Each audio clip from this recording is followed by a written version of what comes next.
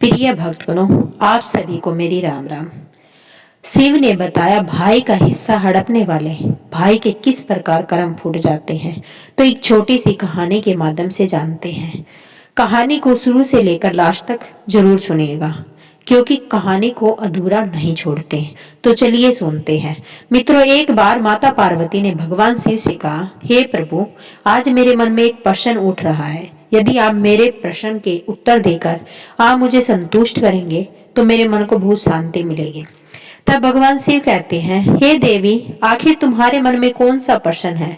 फिर माता पार्वती कहती है, हे प्रभु, भाई का हिस्सा हड़पने वाले भाई के किस प्रकार कर्म फूट जाते हैं, जिससे भाई भाइयों के अंदर बैर हो जाता है और भाई भाई का दुश्मन बन जाता है। मेरे प्रिय मित्रों, भगवान शिव कहते हैं, हे पार्वती, यह तुम्हारे प्रश्न बहुत ही ज्यादा महत्वपूर्ण है और जो भी व्यक्ति इस प्रश्न के उत्तर समझकर इस पर्याप्त ज्ञान को अपने जीवन में उतार लेता है, उसे जीवन में सुख की प्राप्ति होती है। फिर मित्रों, भगवान शिव कहते हैं, हे देवी पार्वती, अब मैं तुम्हें तुम्हारे इस प्रश्न के उत्तर एक छोटी सी कथा के माध्यम से देने वाला हूँ। इस कथा के माध्यम से तुम अपने इस प्रश्न के उत्तर को ठीक तरह से समझ पाओगे, परंतु मेरी एक शर्त है। जब तक मैं इस कथा सुनाऊं तब तक तुम्हें कथा को ध्यान से सुनना है। तब माता पार्वती कहने लगी, हे प्रभु, मैं आपको वचन देती हूँ कि इस कथा को मैं पूरे मन और लगन से सुनूंगी। आप कृपा उस कथा को आरंभ करें। तो प्रिय मित्रों, आप सभी से भी विनती है कि आप भी इस कथा को पूरा जरूर सुने। इसे आधा अधूरा सुनना पाप माना जाता है। कथा को शुरू करने से पहले कमेंट में हर हर महादेव अवश्य लिखें। प्रिय मित्रों, एक नगर में एक सेठ रहता था। उसके दो पुत्र थे। बड़ा बेटा चालाक और बेईमान किस्म का था, वही छोटा बेटा सीधे स्वभाव का था। सेठ के पास में धन की कोई कमी नहीं थी। इस प्रकार से सेठ अपने परिवार के साथ में हंसी खुशी से अपना जीवन यापन कर रहा था। वही एक समय ऐसा आता है कि सेठ का देहांत हो जाता है। फिर सेठ की मृत्यु हो जाने के बाद में सेठ के बड़े बेटे ने उसके मन में विचार किया कि अब पिताजी दुनिया में नहीं रहे, दोनों भाइयों के बीच में संपत्ति का बंटवारा हो जाना चाहिए। फिर सेठ के बड़े बेटे ने अपने छोटे भाई को बंटवारा करने के लिए बुलाया और कहा, पिताजी अब दुनिया में नहीं रहे तो हम दोनों के बीच में संपत्ति का बंटवारा हो जाना चाहिए, ताकि समाज के लोग यह ना कह सके कि बड़े भाई ने छोटे भाई का हिस्सा नहीं दिया। अब तुम एक काम करो, चलो साथ साथ बैठ करके बंटवारे के पहले खाना खा लेते हैं, उसके बाद फिर संपत्ति का बंटवारा करेंगे। मित्रों, भगवान शिव कहते हैं, हे पार्वती, इस प्रकार दोनों भाइयों ने साथ में खाना खाया और फिर छोटे भाई ने अपने बड़े भाई को जवाब दिया, भैया बंटवारा आप ही कर लेते, मुझे अपना हिस्सा दे देते, बाकी आप रख लेते, मुझे बुलाने की क्या जरूरत थी। फिर सेठ का बड़ा लड़का कहने लगा, नहीं भाई, मैं यह सुनना बर्दाश्त नहीं कर सकता हूँ कि बड़े भाई ने छोटे भाई का हिस्सा मार लिया। फिर मित्रों, भगवान शिव कहते हैं, हे पार्वती, इस प्रकार सेठ का बड़ा लड़का बंटवारा शुरू करता है और खाने पीने की चीजों से दो थालियों को सजाता है। एक थाली में मिठाई ज्यादा थी, इस वजह से वो थाली खाली खाली नजर आ रही थी। वही दूसरी थाली में पापड़, चावल, भुजिया आदि थे, इसलिए वह ज्यादा भरी हुई नजर आ रही थी। जो थाली खाली खाली दिखाई पड़ रही थी, उसमें कीमती मिठाइयाँ, दूध, पाक मलाई, बर्फी आदि रखी हुई थी। और फिर थालियों को सजाने के बाद में सेठ का बड़ा लड़का अपने छोटे भाई से कहने लगा, जैसा भी खाना चाहो वैसी थाली उठा लो, क्योंकि सेठ का बड़ा लड़का यह जानना चाहता था कि बंटवारे के समय उसका छोटा भाई किस बात को तवज्जो देता है, ज्यादा माल लेना पसंद करता है या कम माल लेना पसंद करता है।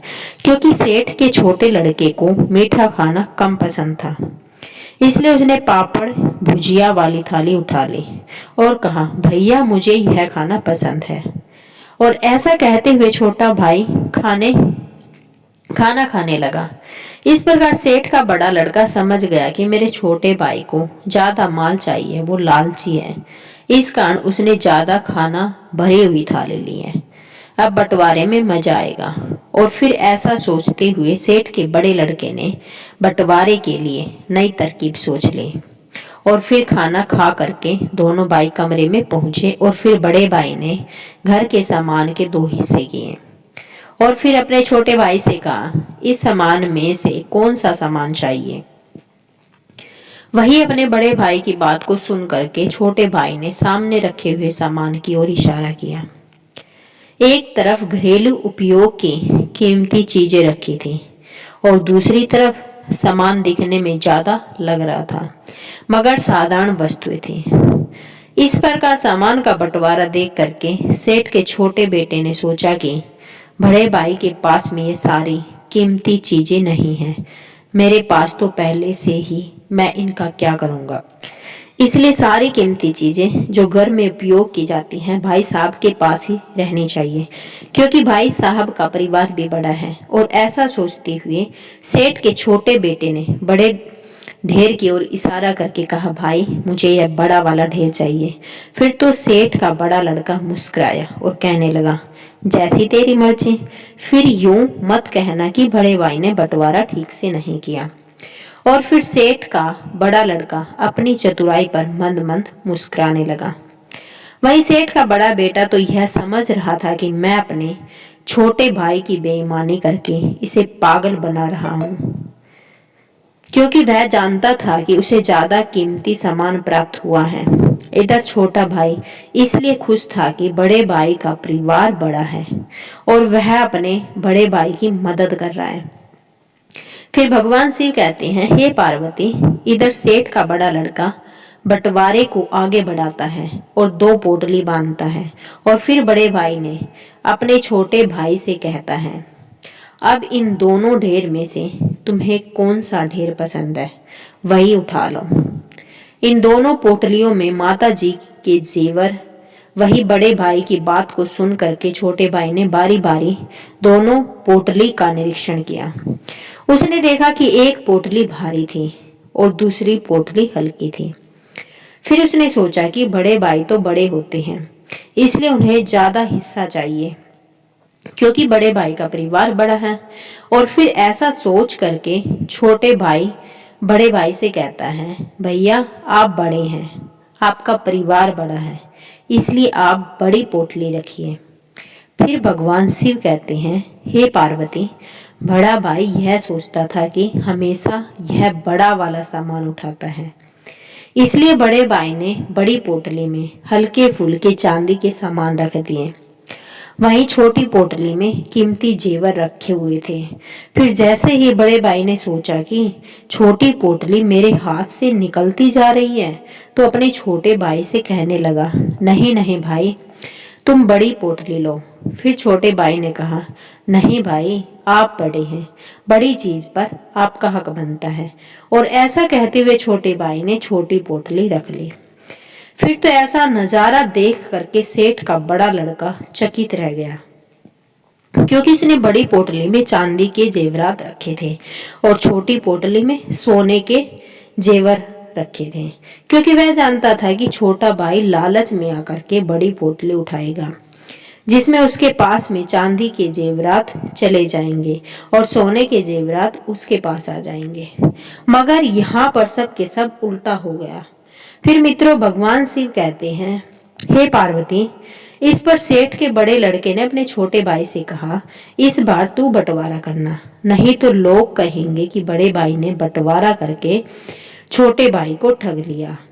क्योंकि बड़े भाई ने सोचा छोटा भाई बंटवारा करेगा तो फिर मैं उठाऊंगा, परंतु इधर छोटे भाई का हृदय कोमल था, वह बड़े भाई का हित चाहता था।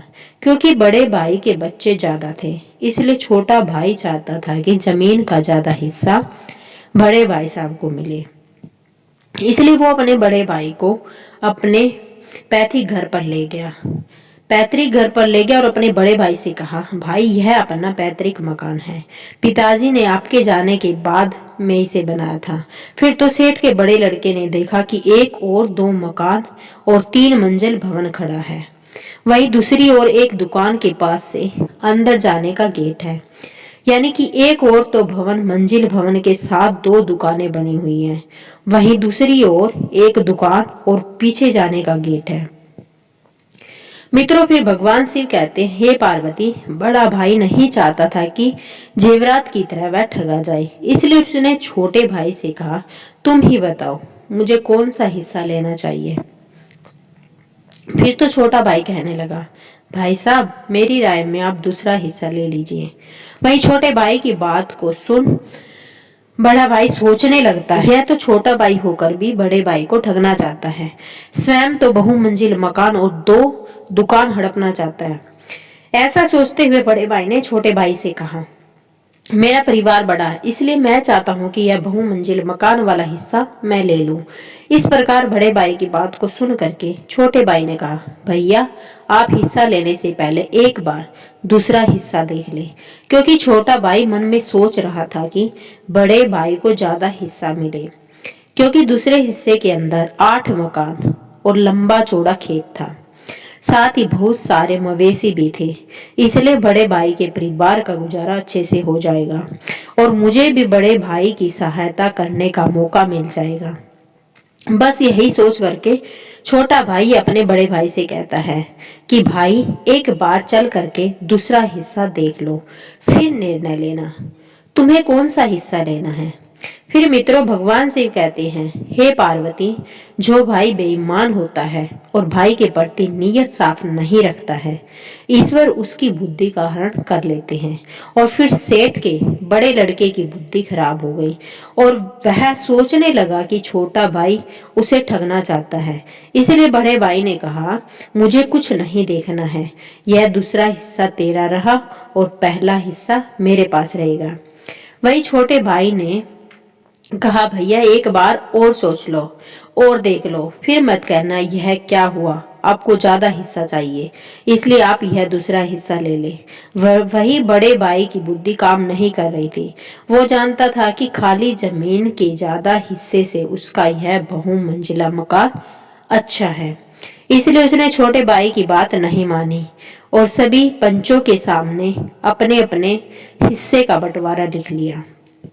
फिर बंटवारा हो जाने के बाद में छोटे भाई ने बड़े भाई से कहा, आपको तो 2 मंजिल मकान मिल गया, अब आप एक बार मेरा भी मकान वाला हिस्सा देख लो।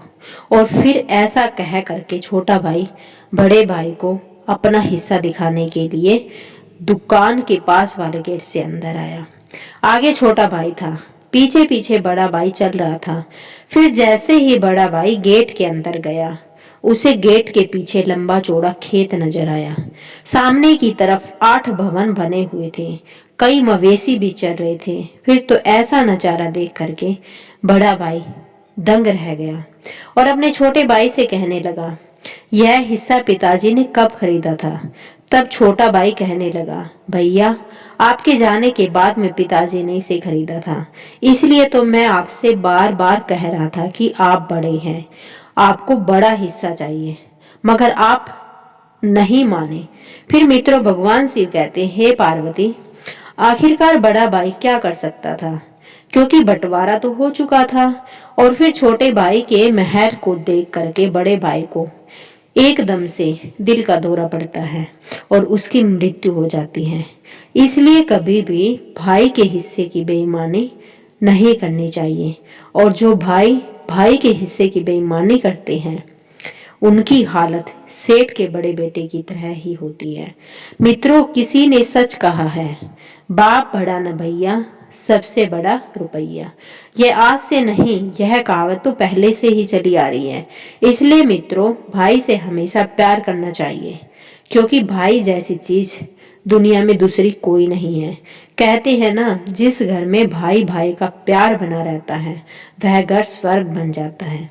इसलिए मित्रों, हमेशा भाई के साथ मिलजुल कर रहना चाहिए। तो मित्रों, मैं आशा करती हूँ कि आपको यह कथा पसंद आई होगी, और यदि इस चैनल पर नए हैं तो चैनल को सब्सक्राइब जरूर करें। वीडियो देखने के लिए आप सभी का तहे दिल से धन्यवाद। और लास्ट में मेरी आपसे विनती है कि कमेंट बॉक्स में ओम नमः शिवाय जरूर लिखें। धन्यवाद दोस्तों।